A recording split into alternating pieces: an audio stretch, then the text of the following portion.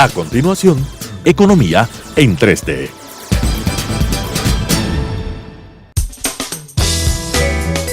Clasificación A. Apto para todo público.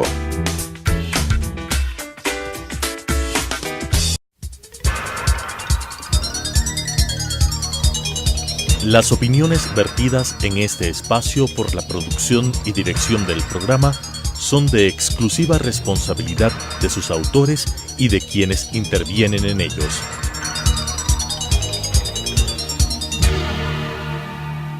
Telesucesos Canal 29 presenta Economía en 3D. Estimados amigos, nuevamente con ustedes, un gusto compartir este programa Economía en 3D. Estamos en esta oportunidad con Rodrigo Espinosa, Mauricio Pozo quienes habla, Daniela Oleas no nos acompaña en esta oportunidad y estamos vísperas de conocer cuál va a ser el anuncio del programa económico del gobierno. Se han escuchado algunos pronunciamientos del ministro que recién estuvo en funciones en la cartera de Economía y Finanzas. Se han escuchado asimismo algunos comentarios sobre el ministro de Agricultura, algunos elementos que han circulado por redes que hablan sobre eventual aumento de aranceles y del propio impuesto al valor agregado.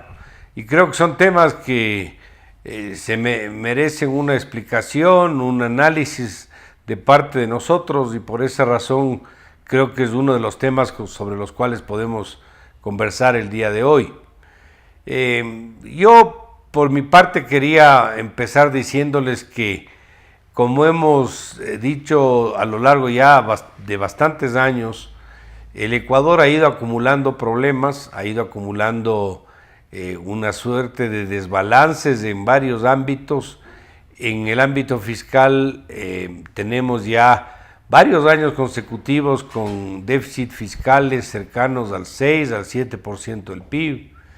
El sector externo ha estado sometido a restricciones de comercio, sea por aranceles altos, sea por impuesto a la salida de divisas, en el caso del flujo de capitales. El coste de producción es alto en el Ecuador, evidenciado pues en una carga tributaria de más o menos del 25% del PIB respecto a otros países y al promedio de la región está por encima. Y esto ha dado paso pues a que en la actual coyuntura los recursos para el fisco al menos no sean suficientes y empiecen a buscar de dónde levantar fondos. Y esta ha sido la tónica en los últimos años, con igual intensidad en los últimos meses con el actual gobierno, donde la deuda ha sido el elemento, yo diría, crucial para que puedan de alguna manera ir saliendo de algunas necesidades de gasto público. Entonces, sobre esa base se ha empezado a escuchar, por ejemplo, que necesitan proteger la liquidez en la economía y que por lo tanto una de las medidas que les puede ayudar es aumentar aranceles, porque esto haría, según la lectura del gobierno, la protección de los dólares, el fortalecimiento de la dolarización y al mismo tiempo les daría recursos fiscales. Asimismo, se ha hablado de que el impuesto al valor agregado es una variable que puede estarse considerando. Es un impuesto, como sabemos, que le da liquidez todos los meses al fisco. Es imposible de evadir este impuesto. Y se asume también que es muy bajo respecto a otros países, por lo tanto también ha sido un elemento de análisis supuestamente por parte del gobierno. Así que estos elementos son los que se han estado conversando en las esferas oficiales. En lo particular yo tengo varias restricciones, varios comentarios sobre esto y obviamente es lo que queremos en esta primera parte conversar con Rodrigo. Tal vez para empezar a conversar, decirles que el esquema de la dolarización es un esquema sobre el cual no existe la posibilidad de impresión de dinero y los dólares, como sabemos, vienen de afuera y la política económica supuestamente debe girar en torno a precautelar los dólares en circulación y promover a que entren más dólares de los que salgan. Esto, como sabemos, se registra en la balanza de pagos.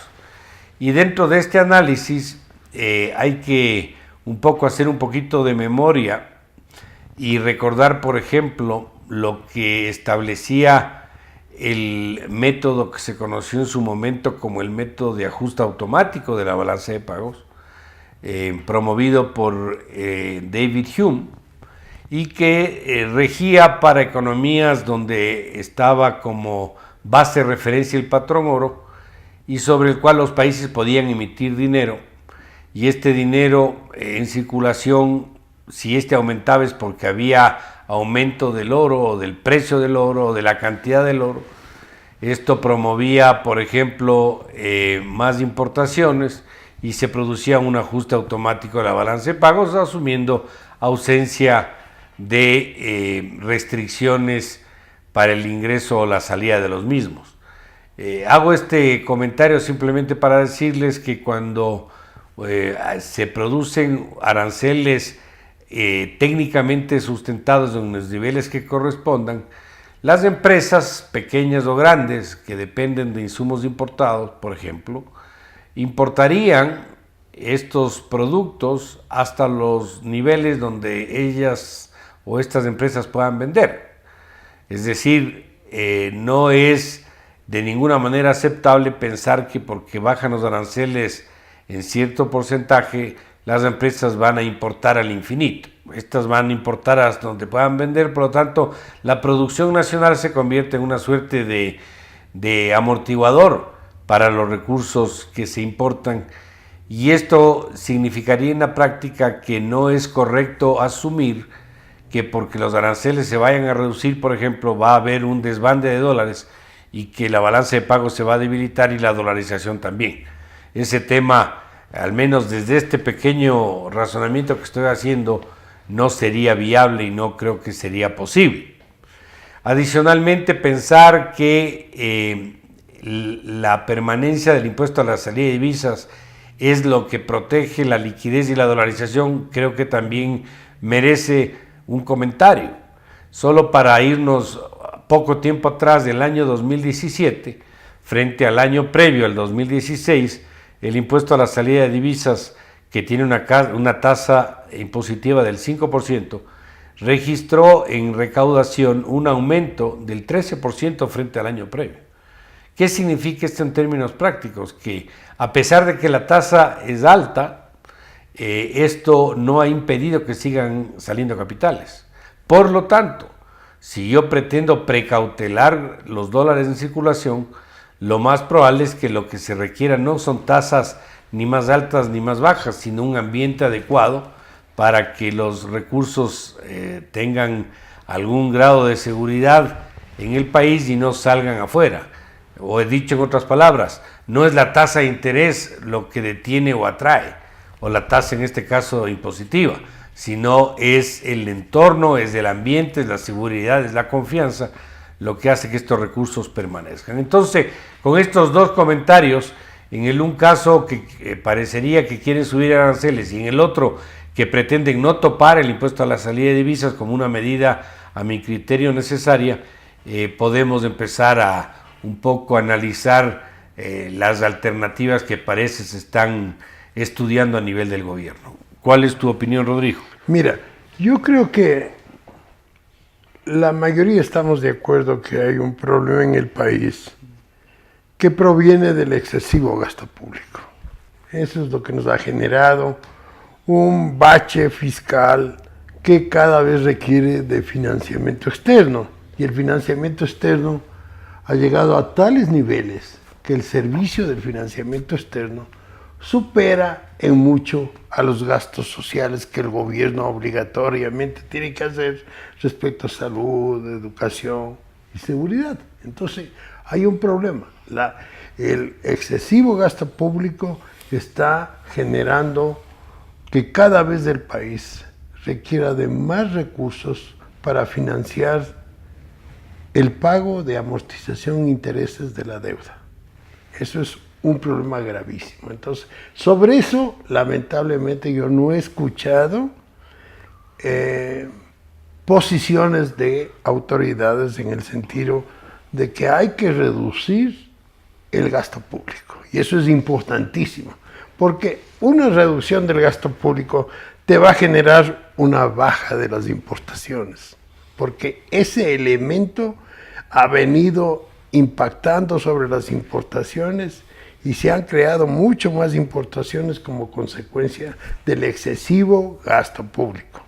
Entonces, eso hay que corregir. Otro problema que tenemos es la falta de competitividad, el alto costo que enfrenta la producción nacional y el problema que tenemos por la deflación, que la demanda no está cubriendo las necesidades que tiene la oferta y que en muchos casos se han venido bajando los precios y se está vendiendo en determinados casos a precios inferiores del costo. Esos son problemas graves que requieren un estímulo para que la inversión privada tenga posibilidades de incrementar la actividad productiva en el país. El sector privado representa el 80% más o menos de la economía, en la parte de producción real. Entonces, hay que dar incentivos hacia la producción de las pequeñas, medianas y grandes empresas, a fin de que creando bienes, creando empleo, puede el país aumentar su Producto Interno Bruto y reducir los problemas que tenemos si es que se cura el problema fiscal. O sea, va a ser un gran apoyo para reducir el desequilibrio fiscal. Y el desequilibrio externo se puede ir corrigiendo es apoyando a los bienes y servicios de exportación. Hay que ayudar. Y la ayuda más grande que se puede dar a los bienes y servicios de exportación es con una política impositiva racional que haga que sea más competitivo el sector productivo de bienes y servicios exportados. Entonces, eso es importante. Yo creo que para mejorar la competitividad, una medida que es importante, que es transversal a toda la actividad productiva, a las pequeñas, medianas y grandes, es la reducción de la tasa de interés. Esa es una medida que va a generar una reducción de costos significativa, reducción de costos que va a hacer que el productor produzca más competitivamente, que el consumidor tenga más recursos para adquirir compras y que se pueda incentivar la actividad productiva. Al incentivar la actividad productiva se incrementan los tributos y el gobierno puede ir mejorando su situación fiscal, pero pase lo que pase, se requiere urgentemente una reducción de gastos del sector público. Eso es ineludible. El señor presidente de la República tiene que pensar que lo más importante para tratar de mantener inversión en el sector social es reducir el gasto corriente que el gobierno tiene, porque solamente eso le va a permitir en el futuro lograr financiamiento de las inversiones sociales y los programas que el presidente de la República quiere adoptar para mejorar la distribución del ingreso en el país. Eso es importantísimo. Entonces, lo clave, como te digo yo, Mauricio, es reducir el gasto público y lograr medidas que incrementen la productividad y que no sean realmente una carga para el presupuesto del Estado. La baja en la tasa de interés no tiene ningún efecto que genere menos recursos para el Estado, sino todo lo contrario, le va a generar más recursos para el Estado. Y esto al sector bancario lo que hay que hacer es simplemente se le puede, a fin de evitar que esto le genere una fuerte carga a la rentabilidad, se pueden adoptar medidas que permitan que los bancos puedan tener más facilidades, por ejemplo, para que puedan conceder crédito. Los requisitos de liquidez en este momento son muy altos. Se podrían bajar los requisitos de liquidez a fin de que la banca conceda más recursos de crédito. Adicionalmente, la baja de la tasa de interés va a generar que se mejore el activo crediticio de los bancos, que ahora una gran cantidad de ese activo está en mora. Son créditos improductivos porque no se está pagando a tiempo. Entonces, al momento que tú bajas la tasa de interés, se va a mejorar esta situación y lo que requiere el banco de destinar de ingresos para cubrir esas pérdidas que tiene por un activo que no es productivo, que te obliga a tener provisiones que impactan sobre las utilidades, porque las provisiones impactan sobre las utilidades, eso va a compensar la caída de la tasa de interés. Y además la caída de la tasa de interés, como este es de un negocio de volumen, la disminución de la tasa de interés va a incrementar el volumen de transacciones. Y eso le va a generar un estímulo a la utilidad de la banca. Entonces, yo pensaría en ese tipo de medidas que no tienen un impacto negativo en el sector público y que generan efectos positivos. No veo deseconomías en ese tipo de políticas, porque cuando estamos hablando de que hay un problema fiscal, de que el ministro, por ejemplo, señala de que el país cada mes tiene problemas de encontrar recursos suficientes para el financiamiento del presupuesto. Eso es porque no han hecho ningún esfuerzo para reducir los gastos. Entonces, tienen que reducir los gastos. Hay un montón de gasto improductivo que se puede ir eliminando. Hablaron, Rodrigo, en el gobierno de un pedido de 5 a 10% de reducción. Yo creo que tienen que ponerse una meta para poder llegar a un tamaño que sea manejable. Como sabemos, el gasto total del sector público agregado es de aproximadamente 40%. Esto fue el 21 hasta el año 2006. Sí. Yo sí creo viable, viendo los excesos que se han producido, que eso, si bien no llega al 21, pero a un 25, yo creo que sí puede llegar. Sí, a un 25, a un 30%. Tal vez 30 es demasiado. Porque gradualmente. 30, yo te digo, no, llegar a un nivel del tamaño del Estado. Sí, gradualmente, pero fíjate, solamente con decisiones de gasto en intereses de la deuda, bienes y servicios, la definición del rol del Estado, la concesión de cierto tipo de operaciones como es la refinación de crudo. Yo el otro día le hacía a mano alzada, solo ahí tienes unos 6,000 millones de dólares. Pero mira, hay demasiado burócrata, hay demasiada burocracia. Todo el mundo que hay una gran cantidad de choferes, hay una gran cantidad de secretarias, hay una gran cantidad de burócratas. Y no está vinculado con la productividad del sector público. Entonces, eso hay que ir reduciendo. Lamentablemente, nos preocupamos mucho de la pérdida de empleo del sector público, pero no nos preocupamos para nada de la pérdida de empleo en el sector privado. Y de los que no tienen trabajo. Sí. Mira, y en el sector privado los salarios son mucho más bajos que en el sector público. Son la mitad. Entonces, es importante, tenemos una cantidad de instituciones terriblemente grandes, numerosas, que se hace un montón de cosas aquí en el país. Yo creo que eso se puede reducir y mejorar la eficiencia, mejorar la productividad. Se va a mejorar la productividad de la cantidad de recursos que el gobierno gasta. Va a tener un efecto positivo más en la economía. Van a mejorar los servicios con una reducción sustancial del personal. Entonces eso hay que hacer. Pero fíjate, yo el otro día conversaba y decía que obviamente hay una duplicación del promedio del salario en el sector público frente al privado. La relación es, si no recuerdo mal, entre 800 y 1.600 dólares, más o menos, por mes. En el sector privado no me parece que es la línea correcta, ni creo que políticamente sea viable, pero en el sector público yo sí creo.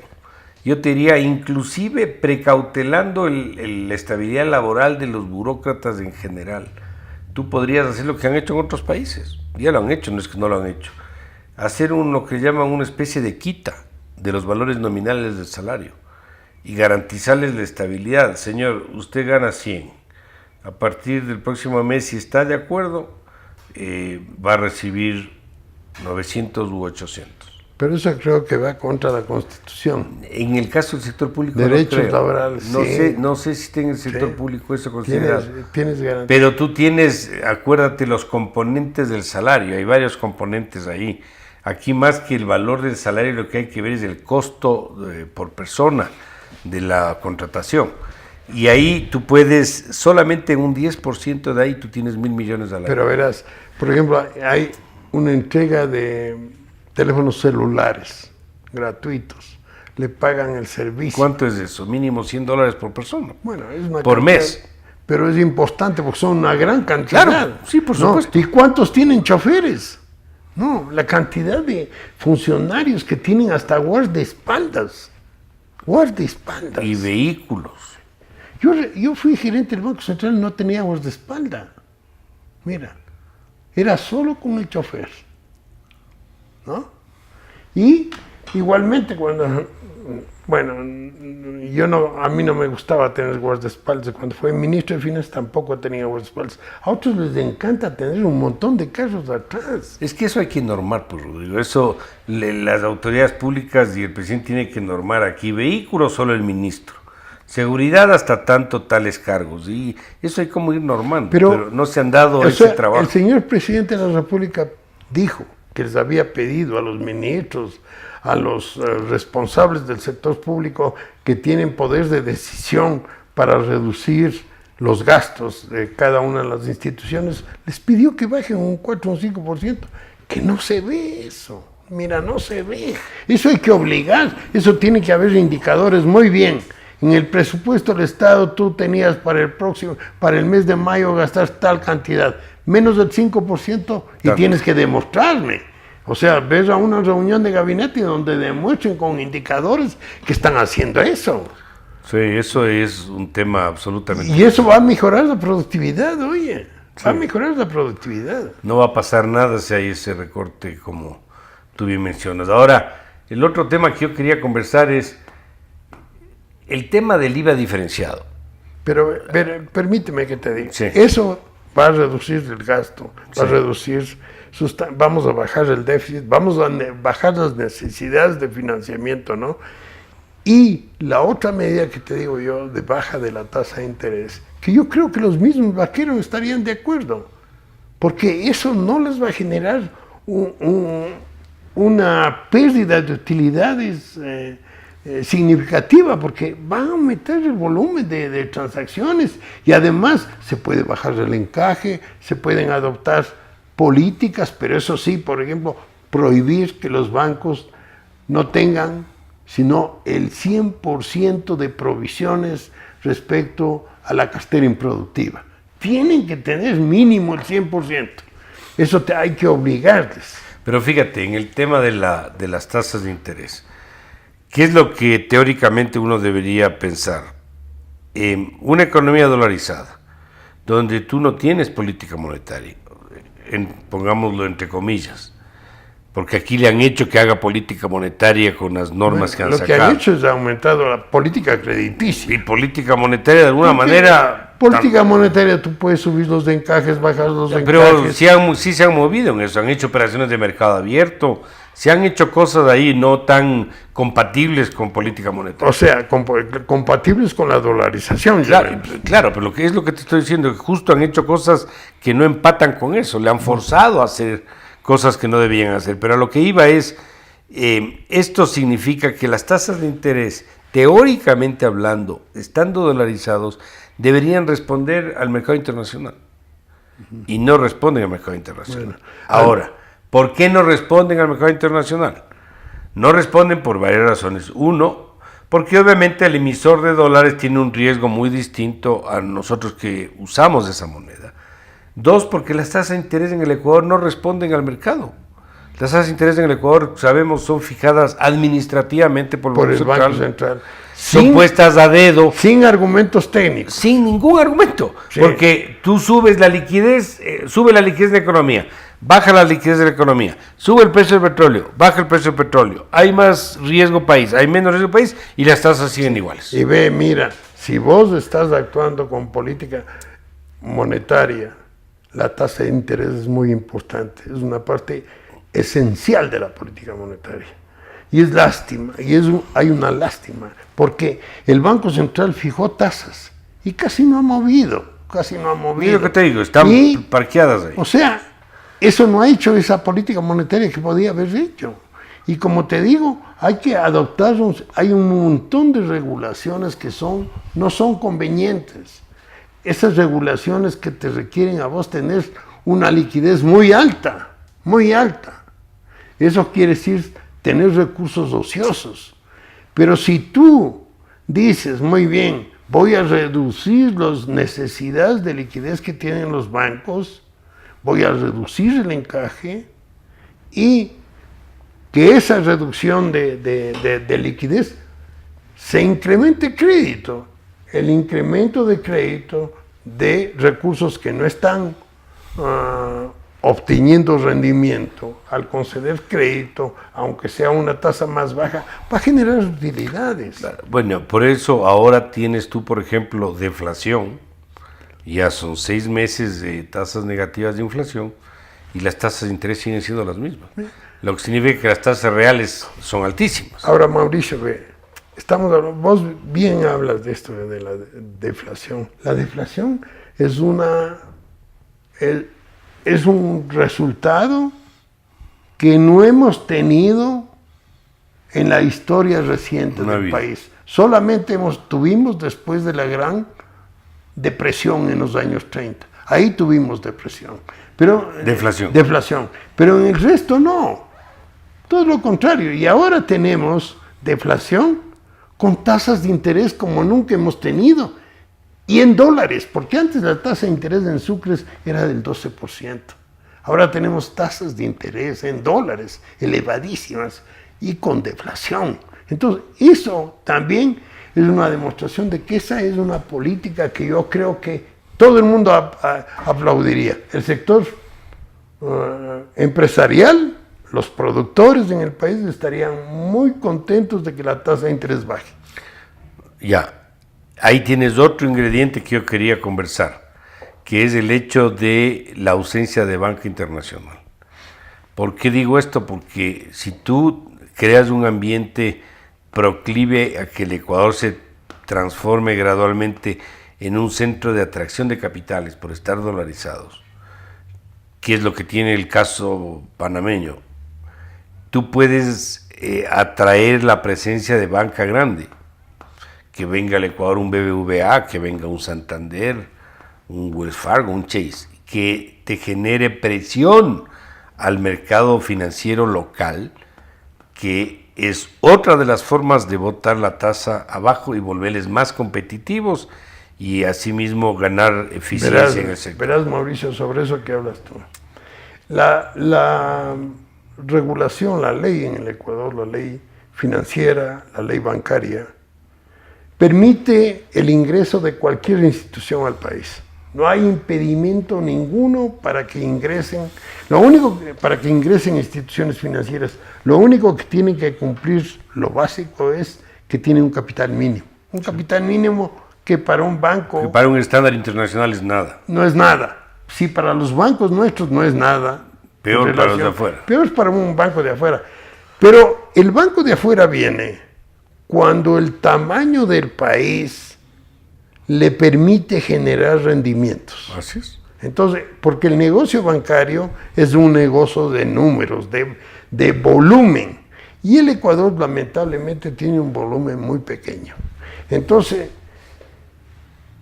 yo veo bastante difícil que podamos atraer bancos internacionales de los que vos estabas mencionando, más bien en el país lo que ha sucedido es que la banca internacional se ha ido, ha quedado el Citibank.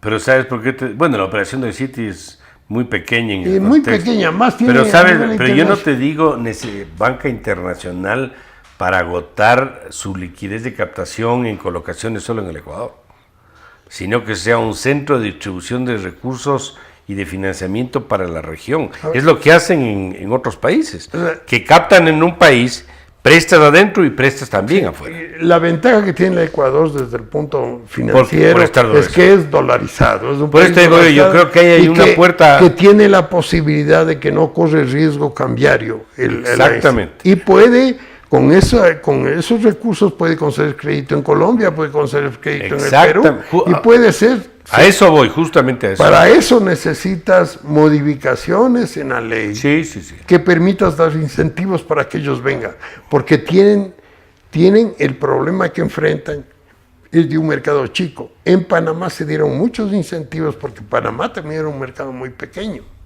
Pero ahora fíjate la relación depósitos, crédito, PIB respecto al Ecuador es 4-1. Pero claro, Panamá viene ya especializándose en atraer servicios financieros, porque no solamente es banca, ¿no? Tienen compañías de seguros, tienen un sinnúmero, tienen un mercado de capitales que todavía no se mueve mucho en Panamá, pero que tiene un potencial importantísimo de desarrollar el mercado de capitales. Así es. Vamos a entrar, queridos amigos, a una pausa y continuamos en un momento más. Enseguida volvemos. Economía en 3D.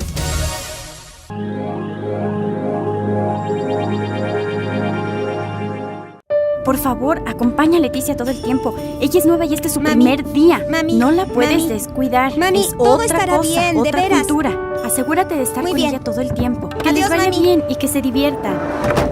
Ignora a mi mamá. Está nerviosa por todo esto. Creo que se preocupa más de la cuenta, ¿no crees? Y siempre hace lo mismo. Así que, ¿estás lista para entrar al horripilante castillo de los espantos? Y la verdad, en serio, es tan aburrido que no sé cómo se les ocurre que tengamos que venir aquí diario. ¿Y cuántas escuelas hay donde tú vives? Ni una.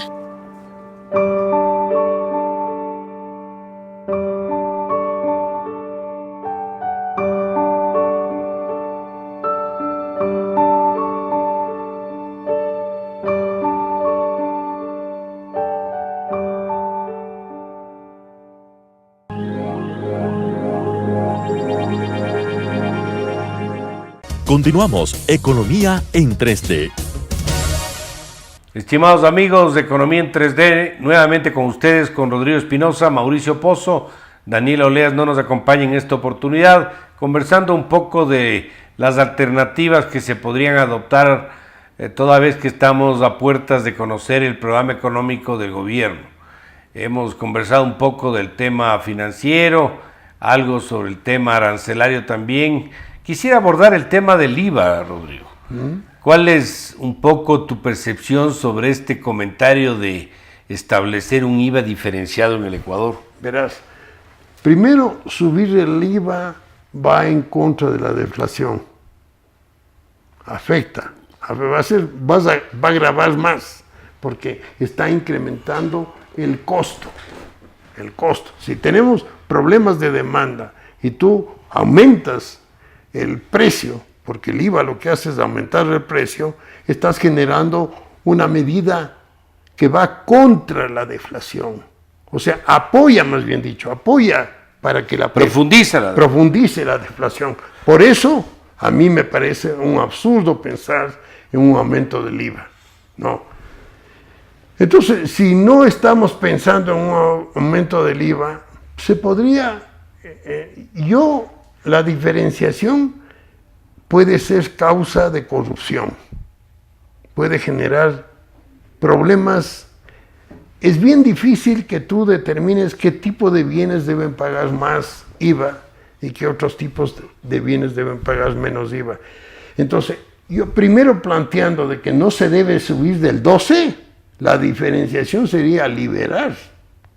O sea, que cobres menos IVA en determinados bienes y servicios y cobres un IVA máximo en el 12%, porque si vas vos a enfrentar la deflación, no puedes incrementar tributos, tienes que incrementar la demanda.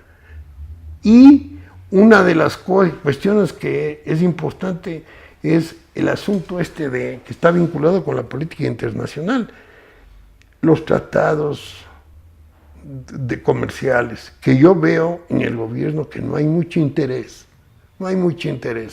porque al señor presidente de la República le han mencionado 2 presidentes de América Latina en el sentido de que forme parte del Grupo del Pacífico, que sería una gran posibilidad del Ecuador para incrementar un mercado mucho mayor que el europeo, mucho mayor que el mercado común europeo.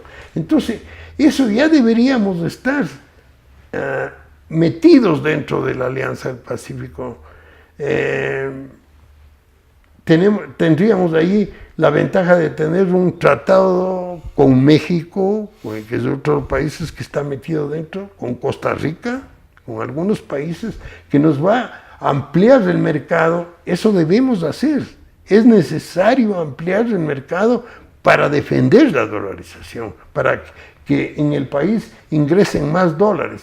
Pero la balanza de pagos está compuesta por exportación de bienes y servicios y por transferencias, que son las donaciones que los ecuatorianos hacen, que entregan al país, que es una sola vía de afuera hacia el país, en neto, y la otra parte de la balanza de pagos del movimiento de capital, ¿qué está ahí? Son los ingresos de inversión extranjera, que es importante para financiar. Si dicen que hay problemas de la balanza comercial no petrolera, que es negativa, bueno, piensen en que una de las formas de financiar esos problemas es incrementando la inversión directa extranjera en el Ecuador, la inversión hasta de cartera, digamos, la que no es inversión que no es superior al 50% del capital de una empresa, sino la inferior, que se llama inversión de cartera. Eso hay que impulsar para que permita cubrir el déficit de cuenta corriente que proviene de que las importaciones, en el caso del Ecuador, superan a las exportaciones. Entonces, para cubrir esa brecha se necesita inversión directa extranjera que cubra la brecha esa. Y el resto que tenemos del mercado de capitales, que tenemos ya una deuda externa muy grande que está generando una salida fuerte, lo que al menos deberíamos tener es que el movimiento neto de capitales vaya reduciendo en el sentido, cuando hablamos de financiamiento, no estoy hablando que vaya de financiamiento, a fin de lograr que el sector público mejore la situación fiscal, que es la causante primera, creo, de los problemas económicos que nosotros tenemos. Sí. Ahora yo te digo algo. Subir impuestos en una coyuntura de estancamiento y aparte de deflación me parece que es un error. Verás, de deflación, y también no te olvides de otra cuestión. La subida de impuestos significa encarecer costos a la actividad privada. Y eso te impacta en el empleo, te impacta en la posibilidad de aumentar. Además hay un elemento que es importante, el IVA es un impuesto indirecto. Es un impuesto que, como sabemos, no distingue el poder adquisitivo de la gente. Cobra el 10, el 12 o el 15 o lo que sea sobre el valor de venta de un bien o un servicio. Si esto es así, obviamente al que paga $100 le cobran el 15% o el 12% sobre los $100, pero ese gravamen no es igual para una persona que gana $500 que para una persona que gana $15,000. En ese sentido es un impuesto regresivo, y es contrario al espíritu de la tributación equitativa, pongámoslo así. En ese sentido también creo que sería un error. Y lo otro de empezar a discriminar, esto paga el 12, esto paga el 13, el 14 o el 15, me parece que va a dar espacio para una distorsión terrible de bienes y servicios. Y otra cuestión, verás, que es, yo no diría ideológica, hay una cuestión de que hay que grabar hay que grabar a las empresas grandes. Y les frías a las chicas. Entonces, grabando a la empresa grande, ¿qué es lo que estamos haciendo? Estamos impidiendo que aquellas empresas que realmente generan empleo, porque el empleo más importante, el empleo adecuado más importante, está en las empresas grandes, ¿no? No le puedes, a ellos tienes que incentivarles para que aumenten la producción. Hay que incentivar para que puedan lograr incrementar mercados, abrirse al exterior. Eso hay que hacer con las empresas grandes que tienen más facilidades de modificar los niveles de producción más rápidamente. Si vos vas a ayudar, como han estado haciendo, a las pequeñas empresas, oye, pequeñas empresas que no generan empleo. Ellos dicen que las empresas pequeñas concentran la mayor cantidad de empleo. No es así. Son más numerosas, pero el empleo es 1 o 2 personas. Y muchos de esos ni siquiera son afiliados al Seguro Social. Hay mucha informalidad. Hay mucha informalidad. Entonces, y no tienen potencial de crecimiento, porque necesitas hacer muchísimo para incrementar el potencial de crecimiento de ellos. A ellos les ayudas más con un crecimiento de las empresas medianas y grandes que les adquieran bienes y servicios a las pequeñas. Yo, en ese sentido, te digo, me parece un error hasta conceptual empezar a discriminar de esa forma, porque las empresas grandes producen y uno de los clientes de las empresas grandes son las empresas chicas. Les venden cosas a las empresas grandes. Y cuando a las empresas grandes les golpeas por decir estas pueden aguantar más que las pequeñas, terminas golpeándole también a las chicas, porque no les venden en las condiciones, no les compran, perdón, en las condiciones previas lo que venían adquiriendo. Y además, yo recuerdo algún ejemplo que estuvo vigente hace algunos años atrás, cuando hablaban, por decirte, de tipos de cambio distintos si importabas materias primas o bienes de consumo o bienes de capital, donde alguien en lugar de traerse el producto terminado lo traía por piezas y pagaba un tipo de cambio más atractivo.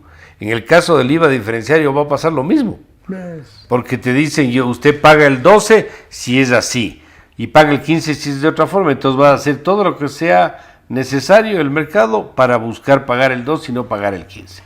Entonces me parece que esa distorsión de precios en una economía como la nuestra, peor en estancamiento de inflación, me parecería un error. Y otro problema que se ha metido aquí en el país, el país es un país agrícola, un país con un potencial agrícola muy importante. Y se oye hablar, y le he escuchado al ministro de Agricultura, la soberanía alimentaria, ¿no? El Ecuador es un gran productor de bienes agrícolas y lamentable lo que enfrentamos en la agricultura es una bajísima productividad. Cuando vos mejoras la productividad en la producción de alcachofas, en la producción de lechugas, ¿no? Logras una capacidad de producción y un producto que puedes exportar, y se está exportando muchos productos agrícolas, ¿no? Que son productos de consumo masivo, ¿no? Entonces tú produces lechugas aquí que están exportando y acá tienes lechugas que se preocupan y dicen con la apertura vas a afectar a estos pequeños. No, la apertura lo que va a hacer es que estos pequeños vean la posibilidad de exportar más fácilmente y mejoren la productividad. Hay un potencial de mejoramiento de la productividad en el sector agrícola muy importante y el ministro de Agricultura tiene que hacer eso, buscar mejoramientos en la productividad. En el problema del arroz hay que buscar mejoramientos en la productividad al fin de que nosotros podamos exportar. exportar y podamos enfrentar una exportación de ese tipo de bienes. ¿Y cómo logras exportar ese tipo de bienes? Mejorando la productividad. Y él dice que uno de los problemas que estamos enfrentando con el arroz es que han repartido los kits estos que les regalaban kits de insumos para la producción agrícola y que eso ha generado un mejoramiento en la productividad y que por eso tenemos exceso de producción. ¿Te das cuenta? Si lo que tenemos que hacer es mejorar la productividad del arroz a fin de que podamos vender en el mundo el arroz, como lo hacen otros países. No, aquí hay una sobreoferta de productos agrícolas, obviamente. Si no, no tendríamos capacidad de exportación. Sí. Pero fíjate. Y los que tenemos problemas son productos, bienes agrícolas en los cuales hay precio mínimo. Claro. Ahí tenemos problemas. Claro, entonces si tú dices, bueno, ¿por qué hay problemas de productividad? ¿Están atados a los costos altos en el Ecuador? La respuesta es sí. ¿Cuáles son uno de los costos altos? Los aranceles altos, pues. Es cuestión de preguntarles a los paperos del Carchi, o también preguntar en la frontera sur, ¿qué es lo que más les golpea? Los temas arancelarios. ¿Por qué? Porque se pasan 100 metros y consiguen productos bastante más baratos que en el producto nacional. Entonces, aranceles tienes un problema. Segundo, costos de financiamiento, tasas de interés, si es que se financian con la banca formal, digamos. Tercero, energía eléctrica, que no pagan lo que debería ser un país sobredotado de fuentes de agua y con 8 hidroeléctricas, de las cuales 3 supuestamente ya están operativas. Cuarto, el tema laboral. El tema laboral que es un costo por no ser moderno y adecuado a las circunstancias actuales. O sea, la imposibilidad de trabajar por horas. La política laboral debe estar acorde con, con la producción agrícola. Ese es otro de los problemas grandes que tenemos. Yo te voy a dar un quinto o sexto. Caminos vecinales, Rodrigo. Claro. No hay caminos vecinales para el sector rural en el Ecuador. Aquí nos hemos preocupado de las grandes vías transversales del país y no nos hemos preocupado de los caminos que lleven a la producción agrícola y que salga el producto. Y lo que te digo yo, ayudarles a el ministro de Agricultura debería mejorar la productividad y ver el mercado internacional para exportar determinados bienes. Yo recuerdo la diferencia con el Perú. El Ecuador era un país agrícolamente mucho más rico que el Perú. Te estoy hablando de hace unas 2 décadas, 3 décadas. Perú abrió los aranceles y desarrolló el sector agrícola. Siendo mucho menos fértil. Exportando y está exportando productos agrícolas. Chile exporta productos agrícolas en cantidades importantes. El Ecuador, tú tienes que en el Ecuador la agricultura que está teniendo éxito es aquella agricultura que el urbano ha ido a producir bienes agrícolas. Estamos hablando, por ejemplo, de la producción de flores. No son agricultores tradicionales los productores de flores. Claro. ¿No?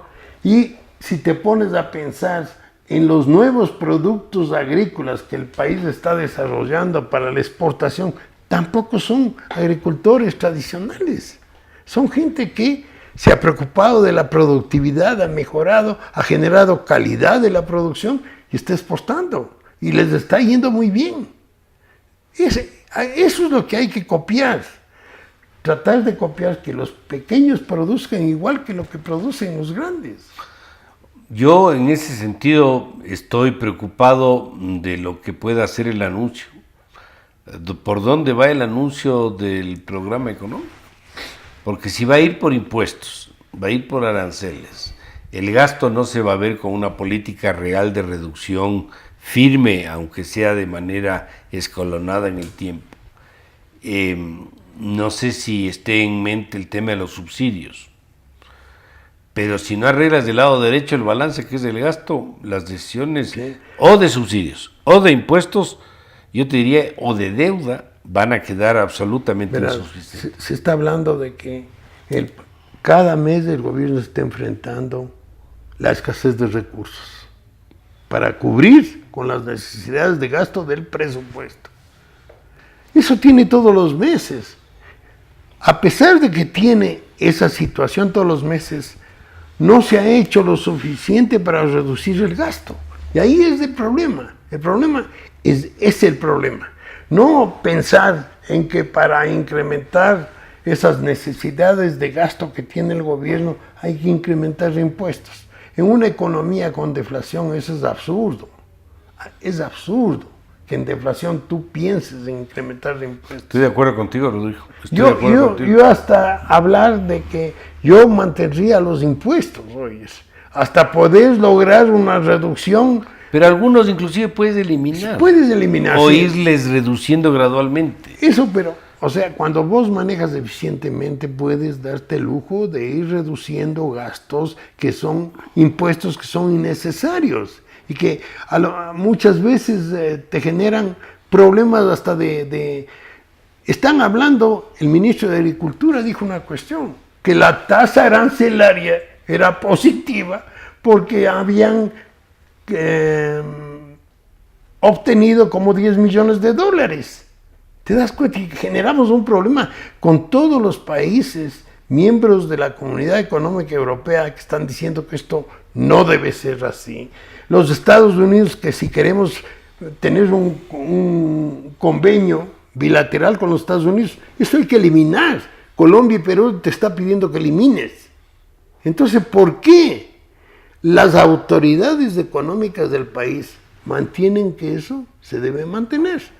Por eso es que estas mismas autoridades que están equivocadas mantienen que hay que subir aranceles en algunos bienes. Bueno, si esto se va a dar, Rodrigo, el problema no se va a resolver. Lamentablemente. Van a ganar algo de plata de corto plazo. La recesión eventualmente se va a profundizar y van a seguir dependiendo de la deuda. Sí. Yo creo que, yo quisiera que el ministro Campana, que le veo que no ha estudiado economía, porque no es economista. Pero tiene sentido común, pues. Pero tiene sentido, y ha visitado el mundo. Y a él le están diciendo, oye, hay que hacer esto, hay que hacer esto. Y el pobre está desesperado tratando de atraer inversiones acá al país. Le piden el tratado bilateral de inversiones. Tiene problemas, ya la Cancillería mandó un paquete totalmente inconveniente como para discutir como un tratado bilateral de inversiones, que no te genera garantías a la inversión extranjera. Por eso hemos insistido en que el anuncio del programa, me parece medio inaudito, por cierto, que hablemos de eso a los 10 meses de iniciar el gobierno. Eso debe haber sido el primer día.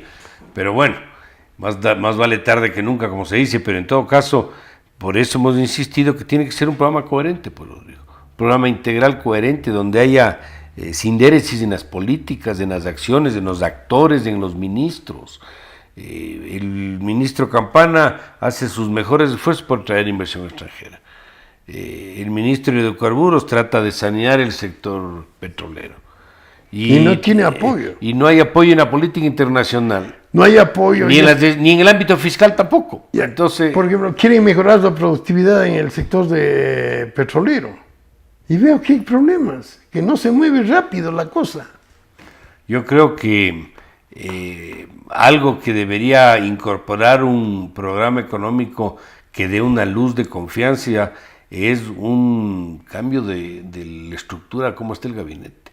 No le veo que esto vaya a dar resultados adecuados en la forma como se está moviendo el gabinete y además porque yo creo que, y yo en eso he sido bien insistente, yo creo que no va a ser viable un proceso de recuperación económica y de retorno a la estabilidad sin apoyo internacional, Rodrigo. Sí. Oye, claro, debe venir una misión, yo diría, del Banco Mundial, a pedirle al Banco Mundial que por favor ayude, que haga un análisis de la situación económica del país, de las diversas medidas de política económica que hay, y que haga un análisis a ver qué es lo que conviene, qué es lo que no conviene.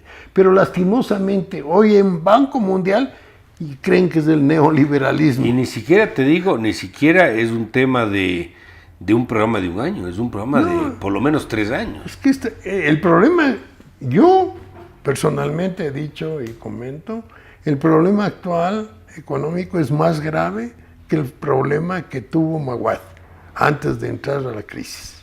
Este es un problema tremendamente grave.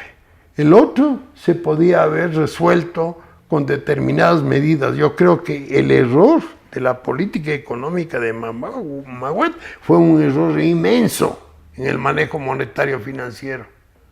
Ese fue el causante de los problemas. Este es un problema de desequilibrios, desequilibrio fiscal, que está requiriendo cada vez más de endeudamiento y que la única forma de reducir esto es pensando, primerito, bajar el tamaño del Estado. Claro, si no bajas eso, simplemente el tema no se va a mejorar. Bueno, mis queridos amigos, creo que hemos discutido con bastante extensión los temas que nos ha parecido importantes comentar a raíz de la próxima venida de las decisiones económicas, del programa económico. Esperemos haber contribuido con este análisis al mejor entendimiento de la economía, de los riesgos de ciertas decisiones que se pueden adoptar, y pues confiemos en que las decisiones que se adopten sean las mejores para el país. Queremos agradecerles nuevamente por su confianza, por habernos escuchado, y estaremos próximos a una nueva entrega para analizar los temas de interés nacional. Muchas gracias. Las opiniones vertidas en este espacio por la producción y dirección del programa son de exclusiva responsabilidad de sus autores y de quienes intervienen en ellos.